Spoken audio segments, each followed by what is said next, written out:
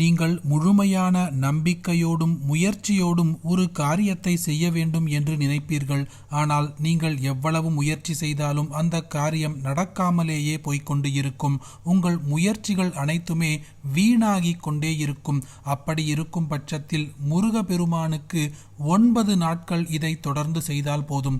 நடக்கவே நடக்காது என்று நீங்கள் நினைத்திருந்த அனைத்து காரியங்களுமே உடனடியாக நடக்கும். பதிவுக்குள்ள போறதுக்கு முன்னாடி இதுதான் முதல் முறையா நம்ம சேனலுக்கு வந்திருந்தா சப்ஸ்கிரைப் பட்டனை கிளிக் பண்ணுங்க. தினந்தோறும் உபயோகமான ஆன்மீக பதிவுகளை பெற நோட்டிபிகேஷன்ல இருக்கிற பெல் ஐகானை கிளிக் பண்ணுங்க. இந்த வீடியோவை லைக் பண்ணுங்க. நமது வாழ்க்கையில் அனைவருக்குமே சில குறிக்கோள்கள் இருக்கும். பல விஷயங்களை நாம் கட்டாயம் செய்து முடித்தே ஆக வேண்டும் என்று பல காலங்களாக முயற்சிகள் செய்து கொண்டே வருவோம்.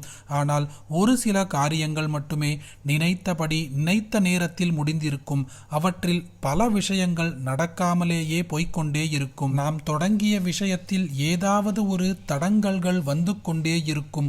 ஒரு படி ஏறினால் 100 படி சறுக்கும். அப்படி இருப்பவர்கள் எளிமையான இந்த முருகப்பெருமானின் வழிபாட்டை 9 நாட்கள் செய்ய வேண்டும். எப்பொழுதும் போலவே காலையில் எழுந்து சுத்தபத்தமாக குளித்துவிட்டு முடிந்தால் மஞ்சள் நிற ஆடையை உடுத்திக் கொள்ளுங்கள். அதன் பிறகு பூஜை அறையில் முருகப்பெருமானின் படம் கட்டாயம் அனைவரின் வீட்டில் இருக்கும்.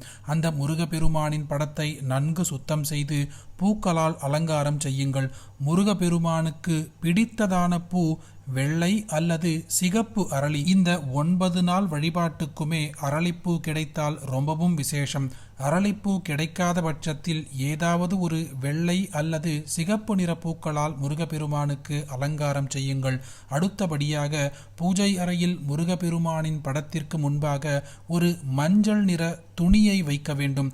அந்த துணியின் மேலே சிறிதளவு அரிசியை பரப்பி வைத்து அந்த அரிசியின் மேல் முருகப்பெருமானுக்காக ஒரு விளக்கை ஏற்ற வேண்டும். இப்பொழுது இரு கரங்களையுமே கூப்பி முருகப்பெருமானின் இந்த காயத்ரி மந்திரத்தை 9 முறை சொல்ல வேண்டும்.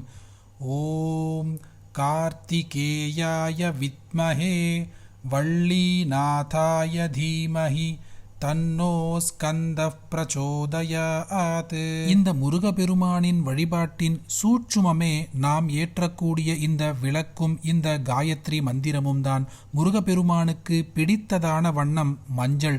இந்த மஞ்சள் நிற ஆடையை நாம் உடுத்திக் கொண்டு மஞ்சள் நிற துணியின் மேலே நாம் ஏற்றும் இந்த விளக்கும் இந்த காயத்ரி மந்திரமும் நீண்ட நாட்களாக நமது காரியங்களுக்கு தடையாக இருக்கும் எதிர்மறை ஆற்றல்களை விரட்டிவிடும். மற்றொரு முக்கியமான விஷயம், இந்த 9 நாட்களுமே நாம் வெவ்வேறு கோரிக்கைகளை கோரக்கூடாது. ஒரே கோரிக்கையை தான் தொடர்ந்து 9 நாட்களுமே முருகப்பெருமானின் பாதத்தில் கோரிக்கையாக வைக்க வேண்டும்.